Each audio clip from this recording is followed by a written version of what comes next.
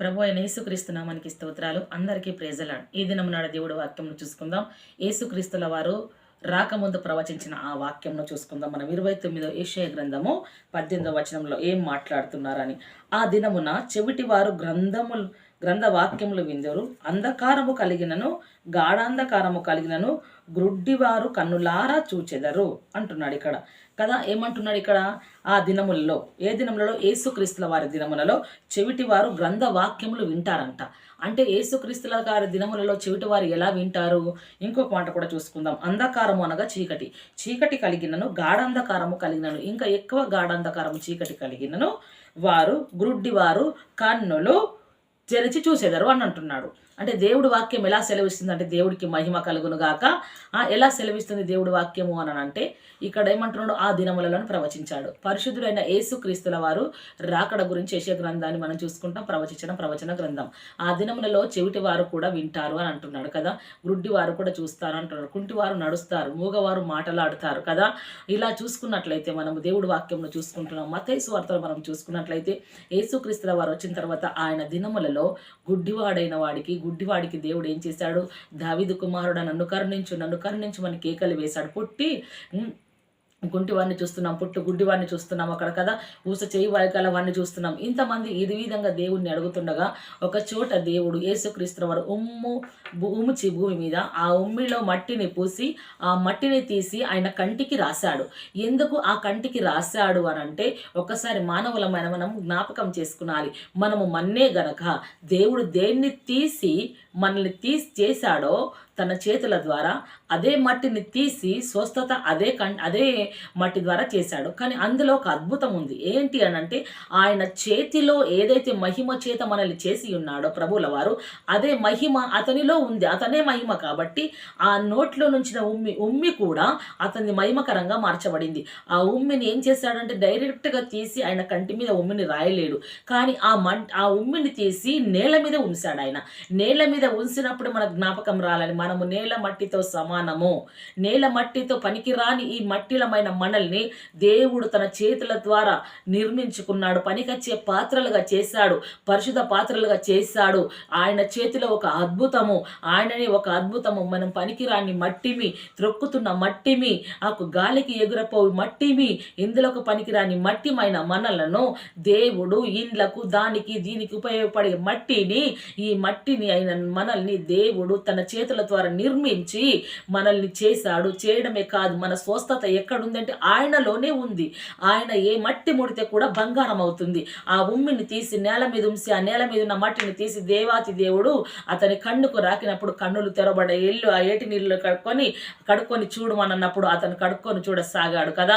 అంటే అద్భుతం ఎలా చేశాడు? యేసుక్రీస్తుల వారి జీవితాలలో ప్రవచించిన ఆ ప్రవచన వరము, యెషయా గ్రంథంలో ప్రవచించిన ప్రవచన వరము ఆ దినములలో చెవిటివారు చూడగలిగారు కదా. మరి చెవిటివారు వినగలిగారు. చెవిటివారు ఎలా వినగలిగారు అని అంటే ఇక్కడ మనం చూసుకుందాం దేవుడి వాక్యమును. వినలేని మందమతులైన చెవులు గల వారమై ఉంటాం మనం కదా. చెవిటి వారమై ఉంటాం. చెవిటి వారి చెవులలో కూడా దేవుడి స్వరమును వినిపింపజేసే శక్తి ఆయనకుంది కదా. ఏం వింటారు వాళ్ళు? దేవుడి గ్రంథ వాక్యములను వింటారంటున్నాడు కదా. మరి దేవుడి గ్రంథ వాక్యములను వినివారమైన మనము మరి మనం ఎలా ఉన్నాం ఒక్కసారి పరీక్షించుకుందాం, ఒక్కసారి పరిశీలించుకుందాం. ఇక్కడ యెషయా గ్రంథము 24వ అధ్యాయము 2వ వచనంలో మనం ఇక్కడ చూసుకున్నట్లయితే,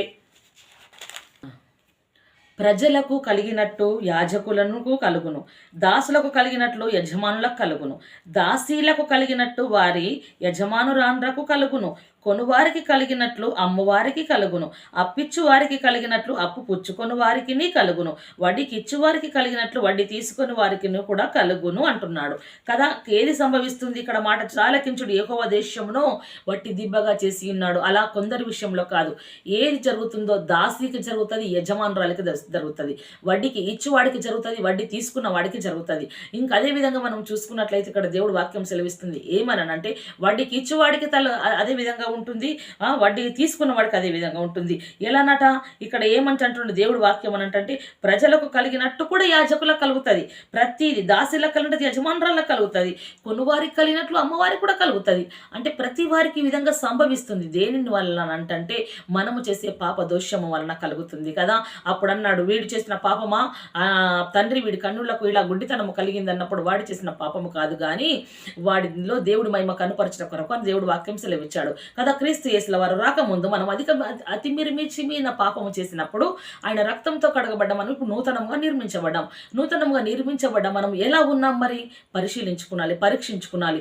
పాత నిబంధనలోనే బ్రతుకుతున్నామా, నూతనమైన నిబంధనలోకి మనం వచ్చామా, ఎలా ఉంటున్నాం అనేది మన కన్నులు మందమత్యంగా ఉన్నాయా, మన చెవులు కూడా మందంగా ఉన్నాయా, మన హృదయం మోటుబారిపోయిందా, మనం ఆ విషయంలో చూసుకునాలి. అదే యెషయా గ్రంథం 26 మొదట్లో చూసుకుందాం.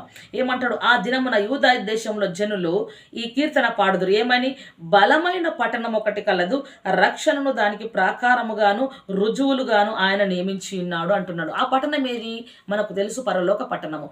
పరలోక పట్టణము నుంచి దిగి వచ్చిన ప్రభువైన యేసుక్రీస్తుల వారు మాత్రమే ఇటువంటి కార్యములు చేయగలిగాడు అని అంటే ఇప్పుడు మన కన్నులు ఎలా మూసుకుపోయాయి, ఎలా ఉంటున్నాయి, ఆ పట్టణము కలుగును కదా. అక్కడ ఏముంటుందంటే రక్షణ దానికి ప్రాకారముగా ఉంటుంది. ఆయన ఏమంటుంది, బురుజులుగా ఆయన నియమించి ఉన్నాడు అంటున్నాడు కదా. దేవుడు నియమించిన ప్రతిదీ ఏ విధంగా ఉంటుంది అని అంటే ప్రత్యేకించబడి ఉంటుంది. దేవుడు నియమించిన ప్రతిదీ ఏ విధంగా అంటే ప్రత్యేకించబడిందిగా ఉంటుంది. అదే మనం చూసుకున్నట్లయితే ఇక్కడ యెషయా గ్రంథము 25లో చూసుకుందాం. 25:9 చూసుకున్నట్లయితే దేవుడు వాక్యం సెలవిస్తుంది, ఆ దినమున జనులు ఈలాగందరూ ఏమంటారు, ఇదిగో మనలను రక్షించునని మనము కనిపెట్టుకొని ఉన్న మన దేవుడు, మనము కనిపెట్టుకొని యెహోవా ఈయనే, ఆయన రక్షణను బట్టి సంతోషించి ఉత్సాహింతుము అంటున్నాడు కదా. ఎలా మాట్లాడుతున్నాడు దేవుడు ఇక్కడ ప్రజలు అంటే ఆ దినమున జనులు ఏమంటారు అంటే ఇదిగో మనను రక్షించుటకు. ఎప్పుడు రక్షించుటకు మనలను అంటే మనం ఇక్కడ వచనాన్ని జ్ఞాపకం చేసుకున్నాం. ఏమని జ్ఞాపకం చేసుకున్న వచనంను, ఇలా దాసికి కొనువారికి కలిగినట్లు అమ్మవారికి కలుగును, అమ్మవారికి కలిగినట్లు దాసికి కలుగును, దాసికి కలిగినది కూడా యజమానురాళ్ళకి అందరికీ సంభవించును. కాబట్టి ఇది సంభవింపకూడదు అని అంటే మనం ఏమి ఉండాలి, ఇది సంభవింపకూడదు అని అంటే మనం ఎలా ఉండాలి అనేది మనం ఇక్కడ చూసుకుందాం. ఏమని చూసుకుంటున్నాం అని అంటే ఆ దినమున జనులు ఏమంటున్నారు అని అంటే ఇదిగో మనల్ని రక్షించుటకు మన దేవుని మనం కనిపెట్టుకొని ఉన్న మన దేవుడు, మనం కనిపెట్టుకున్న యెహోవా ఈయనే, ఆయన రక్షణను బట్టి మనం సంతోషించి ఉత్సాహిస్తాం. మన ఒక్కడే రక్షిస్తాడు మనల్ని ఇటువంటి సమస్యల నుండి, శ్రమల నుండి. మన కన్నులు మసక బారిపోయాయి కదా, మనం పాపం చేత రిండుకున్నాం, దోషం చేత రిండుకున్నాం కాబట్టి అని అంటాడు. అలా సమయంలో చూసినట్లయితే మనం ఇక్కడ ఏం చూసుకుంటున్నాం అంటే వాక్య గ్రంథాన్ని మనము ఏం చూసుకుంటున్నాం అంటే మన హృదయాలు ఎలా మాందమత్యంగా ఉన్నాయో, మన కన్నుల గుడ్డితనం ఎలా ఉందో చూసుకుంటున్నాం. అప్పుడు ఈ మాట అంటాడు, ఆయన యూదా దేశం జనులు కీర్తన కలిగి అంటారు, ఈ మాట మాట్లాడతారు, దానికి ప్రాకారముగా యేసుక్రీస్తుల వారు ఉంటాడు అని మాట్లాడతారు. అదే విధంగా చూసుకున్నట్లయితే ఇక్కడ యెషయా గ్రంథం 27లో చూసుకుందాం మనం ఒక మాట, ఆ దినమున యెహోవా గట్టిదై గొప్పదై బలమైన తన ఖడ్గమును పట్టుకొనును, తీవ సర్పం ఒకటి వంకర సర్పమైన మకరమును ఆయన దండించును, సముద్రం మీద ఉన్న మకరమును సంహరించును, ఆ దినమున మనోహరమగు ఒక ద్రాక్షావనముండును, దాని గూర్చి పాడుడి అంటున్నాడు కదా. దేవుడు ఏం చేస్తాడట, ఆ దినమున యెహోవా గట్టిదై గొప్పదైన బలమైన తన ఖడ్గమును పట్టుకుంటాడంట దేవుడు. అలా పట్టుకోవడమే కాదు, తీవ్ర సర్పమైన మకరమును ఏలనట ఇంకా వంకరకరమైన మకరమును సర్పమును వీటన్నిటిని దేవుడు దండించి ఎవరి కొరకు దండిస్తాడు ప్రభుల వారు. ఇవన్నీ యేసుక్రీస్తుల వారు మన కొరకు దండించనై ఉంటున్నాడు, మన కొరకు ఖండించనై ఉంటున్నాడు. అదేవిధంగా చూసినట్లయితే సముద్రం మీద మకరమును ఆయన సంవరిస్తాడు ఎవరి కొరకు, మన కొరకు. ఆ దినమున మనోహరమగు ఒక ద్రాక్షవనం ఉండును కదా, ఆ ద్రాక్షవనము దానిని గురించి మీరు పాడండి అంటున్నాడు. ఆ ద్రాక్షవనము యేసుక్రీస్తుల వారి పరలోక రాజ్యము, ద్రాక్ష చెట్టు ఆయన అంటున్నాడు కదా. పాడమంటుండే ఏమంటున్నాడు, యెహోవా నేను దాన్ని కాపు చేయుచున్నాను, ప్రతి నిమిషము దానికి నీరు కట్టుచున్నాను, ఎవడునూ దాని మీదకి రాకుండా దివారాత్రము దాన్ని కాపాడుతున్నాను అంటాడు. ఆ ద్రాక్షవనం ఎవరో తెలుసా, నీవు నేనే. ఆ ద్రాక్షవనం ఎవరో తెలుసా, మన కుటుంబాలు, మన సంఘాలు ఉంటున్నాయి. ఆ వనమును దేవుడు కాపు చేయుచున్నాడు, ఆ వనమును దేవుడు కాపాడుచున్నాడు. అంటే మనము కన్నులకు కలిగిన గుడ్డితనమును పూర్తిగా మనము తొలగించుకునే వారమై ఉండాలి. అదే చూసినట్లయితే మనం ఇక్కడ అదే విషయంలో చూసుకుందాం. 27:12 కూడా ఒక ముచ్చట దేవుడు మాట్లాడతాడు. ఏమంటాడు అంటే ఇక్కడ, ఆ దినమున యూఫ్రటీసు నదులు మొదలుకొని ఐగుప్తు వరకు యెహోవా తన ధాన్యమును త్రొక్కును, ఇజ్రాయేలులారా మీరు ఒకరినొకరు కలుసుకొని కూర్చబడుదురు అని అంటున్నాడు కదా. ఎలా పరిపాలించాడు మనం ఒక వీడియోలో చేసుకున్నాం. యుప్రాటీస్ నదులు మొదలుకొని దేవుడి భక్తులు ఆ దినం పరిపాలించారు కదా. ఇప్పుడు అంటున్నాడు దేవుడు ఏమని అంటున్నాడు తండ్రి, యెహోవా తన ధాన్యమును త్రొక్కును, ఇజ్రాయేలీయులారా మీరు ఒకరినొకరు కలుసుకొని కూర్చబడుదురు అంటున్నాడు.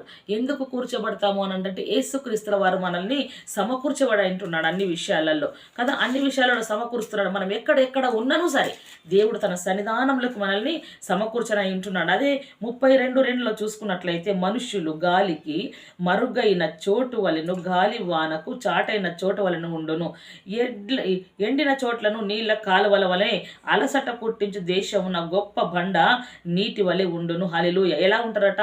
ఆలకించుడి అంటున్నాడు దేవుడు. రాజు నీతిని బట్టి పరిపాలన చేయును. మరి మనము దేనిని బట్టి పరిపాలన చేస్తున్నాం? మనము దేనిని అనుసరించి నడుస్తున్నాం? దేనిని అనుసరించి మనము జీవించగలుగుతున్నాము? మనం మాట్లాడుకోవాలి. అధికారులు న్యాయమును బట్టి ఏలుతారంట. అధికారులు దేనిని బట్టి వెళ్తారంట? న్యాయమును బట్టి. ఎప్పుడు? ఇది యేసుక్రీస్తుల వారు వచ్చిన కాలమును బట్టి అంటున్నాడు. ఇక్కడ మనుషుడు ఎలా వెళ్తారని అంటే న్యాయమును బట్టి పరిపాలిస్తారు అంటున్నారు కదా. మనుషులు గాలికి మరుగైన చోటు వలె, గాలివానకు చాటైన చోటు వలె నుందురు అంటున్నారు. అట్టిగా ఉంటున్నది మన బ్రతుకులు కదా. మరుగైన చోటు వలె. అప్పుడు అలసట పుట్టించు దేశము గొప్ప బండ నీడ వలనే ఉండును అంటున్నాడు. అలసట పుట్టించు దేశమున గొప్ప బండనే మనకు ఎలా ఉంటుందట? కాపుదలగా, నీడగా ఉంటుందని అంటున్నాడు. దేవుడు వాక్యం ఇక్కడ సెలవిస్తున్నాడు. అదేవిధంగా మనం చూసుకున్నట్లయితే దేవుడి వాక్యం చూసుకుందాం. మనం ఇక్కడ 35వ అధ్యాయము 5వ వచనంలో కూడా మనం ఒక మాట చూసుకున్నట్లయితే అంటాడు, గ్రుడ్డి వారు కన్నులు తెరవబడును, చెవిటి వారి చెవులు విప్పబడును అంటున్నాడు. ఎప్పుడు? యేసుక్రీస్తుల వాడి రాకడలో. మత్తయి సువార్త మనం చూసుకున్నాం కదా, ఆ విధంగా చూసుకుంటున్నాం. అని ఇక్కడ అంటున్నాడు. ఏమంటున్నాడు? కుంటివాడు దుప్పి వలె గంతులు వేయును, మూగవాని నాలుక పాడును, అరణ్యంలో నీళ్లు ఉబ్బుకును, అడవిలో కాలువలు పారును అంటున్నాడు కదా. యేసుక్రీస్తుల వారు ఎప్పుడైతే వస్తారో అప్పుడు మనకి కార్యములు జరగనై ఉంటున్నాయి. అలా అదే విధంగా చూసుకున్నట్లయితే ఇక్కడ యెషయా గ్రంథం 42:7లో చూసుకున్నట్లయితే ఇక్కడ దేవుడు వాక్యం సెలవిస్తుంది. ఏమంటుండు? గ్రుడ్డి వారి కన్నులు తెరుచుటకును, బంధింపబడిన వారిని చెరసాలలో నుండి వెలుపటికి తెచ్చుటకును, చీకటిలో నివసించు వారిని బందీ గృహముల నుండి వెలుపలికి తెచ్చుటకును యెహోవానగు నేను నీతి విషయములలో నిన్ను పిలిచి నీ చేయి పట్టుకొని ఉన్నాను, నిన్ను కాపాడి ప్రజల కొరకు నిబంధనగాను అన్యజనులకు వెలుగుగాను నిన్ను నియమించి ఉన్నాను అంటున్నాడు. ఎవరి గురించి? దేవుడు ఏర్పరచుకున్న సేవకుని గురించి. యేసుక్రీస్తుల ప్రవచన వాక్యం ఇది కదా. ఇప్పుడు ఈ వాక్యమును దేవుడు మనలో ఉండి ఏమంటుండు? గ్రుడ్డి వారు కనులు తెరవజేయాలనుకుంటున్నాడు. బంధింపబడిన ప్రజల కొరకు మనం ప్రార్థించాలి. వారిని విడిపించుటకు దేవుడు మనల్ని తన ఆత్మతో రింపనై ఉంటున్నాడు. చీకటిలో బందీ గృహాలలో ఉన్న ప్రజలను కూడా వారి కొరకు ప్రార్థించాలి. దేవాది దేవుడు వెలుగై ఉన్నాడు, వారికి విడుదల కలగాలి. వారి జీవితం చీకటిమయమైపోయింది, వారి జీవితం అంధకారమయమైపోయింది, వారు బ్రతుకుటకు కూడా యోగ్యత లేనంత బాధ వారికి ఉంది. అటువంటి స్థితిలో వారిని దేవుడు కాపాడుటకు ప్రచుపరంటున్నాడు. ఎలా అంటే యెహోవానగు నేను, ఎలా అంటే నీతి విషయంలో నిన్ను పిలిచి నీ చేయి పట్టుకొని ఉన్నాను అంటున్నాడు. ఏ విషయంలో పిలిచాడు దేవుడు అంటే యేసుక్రీస్తుల వారు నీతిమంతుడు కాబట్టి మనల్ని పిలిచినాడు కూడా నీతి విషయంలో దేవుడు మనల్ని పిలిచి ఉన్నాడు. అని ఏమంటున్నాడు? ప్రజలకు నిన్ను కాపాడి ప్రజలకు నిబంధనగా అన్యజనులకు వెలుగుగా నిన్ను నియమించి ఉన్నాను అంటున్నాడు కదా. ప్రజలకు నిబంధన మనమే. ఒక నిబంధన అంటే ఒక గుర్తు, ఒక నిబంధన అంటే ఒక స్థిరము. అది అలా చేసి ఏమంటున్నాడు? నిన్ను వెలుగుగా, అన్యజనులకు వెలుగుగా. అంటే నువ్వు మనిషివే, వాళ్ళు మనుషులే. మరి అందరం మనుషులమైనప్పుడు ఎలా అంటే వెలుగైన యేసుక్రీస్తుల వారు మనలో ఉన్నాడు, మనల్ని ప్రత్యేకించుకున్నాడు, మనల్ని ఏర్పరచుకున్నాడు, చేయి పెట్టి పిలిచి ఉన్నాడు. కాబట్టి ఆయన మనలో ఉన్నాడు. ఈ మట్టి శరీరము, ఈ మహిమ శరీరంగా మార్చి చీకటిలో ఉన్న ప్రజలందరినీ వెలుగులోకి తెచ్చుటకే దేవాతి దేవుడు కృప చూపనై ఉంటున్నాడు. ఇటు కృప దేవుడు మనకు అనుగ్రహించాడు. అనుగ్రహించడమే కాదు, దేవుడు మాట మాట్లాడి సెలవిస్తాడు. ఏమని అంటున్నాడు అంటే ఇక్కడ దీని నెరవేర్పు క్రీస్తు ఈ శరీరకంగా ఎలానట? దీని నెరవేర్పు ఎప్పుడు జరుగుతుంది అని అంటే ఇక్కడ చూసుకుంటున్నాం. మనం చూసుకున్నది పూర్తిగా పాత నిబంధన కదా. దీని నెరవేర్పు క్రీస్తు ఈ శారీరకంగాను ఆధ్యాత్మికంగాను కూడా అనేక మందిలో, ఎలానంట? దేవుడు శారీరకంగా మాట్లాడు, ఆధ్యాత్మికంగా మాట్లాడు. అనేక మందిలో గుడ్డితనం పోగొట్టాడు కదా, గుడ్డితనం పోగొట్టుటకు. అంటే మనకు కన్నులు తెరిచి ఉన్నాం. ఈలోక దేవత మనకు దేవుడి వాక్యంలో వినుటకు, ప్రార్థించుటకు, దేవుడి నీతిని సత్యాన్ని గమనించకపోవుటకు మన హృదయమును మోసముతో కప్పింది, మన కన్నులను గుడ్డితనం కలగజేసింది, మన చెవికి వినకుండా దురద చెవులు కలగజేసింది. ఇటువంటి చెవులన్నీ కలగజేసినది కాబట్టి దేవాతి దేవుడు రాకడలో దేవుడు వచ్చి మనకి ఇవన్నీ గుడ్డితనమును పోగొట్టాడు. ఇజ్రాయేలు జెరూషలేం మన కొరకొటై ఈ అధ్యాయంలో చూసినట్లయితే ఈ అంశమంతా చూసుకున్నట్లయితే ఇజ్రాయేల్ ప్రజల గురించి మాట్లాడారు కదా. ఈ ప్రజలు మరి ఇప్పటికైనా కన్నులు తెరవాలి అని కోరుకుంటున్నాము. ఈ ప్రజలు ఇప్పటికైనా దేవుడి చేత విడిపిద పొందుటకు మనల్ని దేవుడు ప్రేరేపించాలని కోరుకుంటున్నాము. మనం ఇంత కోరుకుంటున్నాం. మనము మరి మాంద్యమతులుగా ఎలా ఉంటున్నాం, బుద్ధి లేనివారుగా ఎలా ఉంటున్నాం, బుద్ధి కలిగి మనం ఎలా ప్రవర్తించట్లేదు, మనము చీకటి మార్గంలో ఎలా నడుస్తున్నాం. దేవుడు మనల్ని ఎప్పుడో విడిపించాడు కదా, ఎప్పుడో వెలుగులోకి తీసుకొచ్చాడు, ఎప్పుడో మన చెవికి వినబుద్ధి పుట్టించాడు, ఎప్పుడో మన మనసు గ్రహించే బుద్ధి పుట్టించాడు, ఎప్పుడో మన మనసు మన నేత్రానికి తనను చూసే కృపనిచ్చాడు, ఎప్పుడో మన ప్రాణాత్మ శరీరం తన బలిపీఠం మీద అర్పించుకున్నాం మనము. మరి ఇవన్నీ చేసిన మనము ఎలా మోసపోతున్నాం? ఎలా అంటే మన కన్నులకు గుడ్డితనము కలిగినది కాబట్టి ఆధ్యాత్మిక అంధత్వంను తొలగించుకున్నప్పుడే క్రైస్తవుడు క్రీస్తు వెలుగును చూడగలుగుతాడు. ఆధ్యాత్మికమైన అంధత్వంను తొలగించబడ్డప్పుడే క్రైస్తవుడు నీతిని అనుసరిస్తాడు. అంధత్వము తొలగించకున్నప్పుడే క్రైస్తవుడు సత్యమని వాక్యాన్ని గైకొంటాడు. అంధత్వము తొలగించబడినప్పుడే క్రైస్తవుడు క్రీస్తులో నిలబడతాడు. కుటుంబాన్ని, సంఘాన్ని, సమాజానికి వెలుగుగా మార్చబడతాడు. ఆ వెలిగే శ్రమలలో నిన్ను వెలిగించి ఆ వెలిగే ఒక బలమైన యేసుక్రీస్తు ప్రాకారమైన పట్టణము మన చెంత ఉంది, మన ముందు ఉంది, మన సైన్యం అయి ఉంది, మన వెనకటి భాగంలో ఉంది, మన నలు దిశలా ఉంది, మన ముందు నడుస్తుంది, మనలో ఉన్న మహిమ మనల్ని నడిపిస్తుంది. ఇలా ఉంటాం మనం అంధత్యంలో ఉండకపోతే. దేవుడి ఆత్మ నేత్రములు మనకి ఎప్పుడో తెరిపించాడు, హృదయం అనే నేత్రములు తెరిపించాడు. ఆంతర్య పురుషుడు దినదినం మనం బలపరుస్తున్నాడు. మనల్ని క్రీస్తు వైపు తిప్పాలని, క్రీస్తులో నిలబెట్టాలని పరిశుద్ధాత్మ దేవుడు నిత్యము మన కొరకు ఆయన ప్రయాస పడుతూనే ఉన్నాడు. కానీ మనం ప్రయాసపడే ప్రయాసము ఈ లోకంలో కావాల్సిన వాటి కొరకు కన్నులు గుడ్డితనము కలిగి నానా విధములైన ప్రయాసాలతో వెతుకుతున్నాము. కానీ క్రీస్తును మాత్రం మనం వెతకట్లేదు. క్రీస్తును కనుక మనం వెతికినట్లయితే ఆయన నామం ఒక్కటి మనకుంటే, ఆయన నామం మనకు ఒక్కటి ఉంటే చాలు, ఆయననే మనల్ని బలపరిచి నడిపిస్తాడు. ఎట్టి కృప దేవుడు మన ఆత్మ నిమిత్తం మన అందరికీ దయచేసి దీవించి ఆశీర్వదించి ఫలింపజేయునుగాక. Amen. Praise the lord. Subscribe చేయండి, లైక్ చేయండి, షేర్ చేయండి. మెనో హోజే ఛానల్ గురించి ప్రార్థించండి, పాల్గొనండి. ఆమేన్.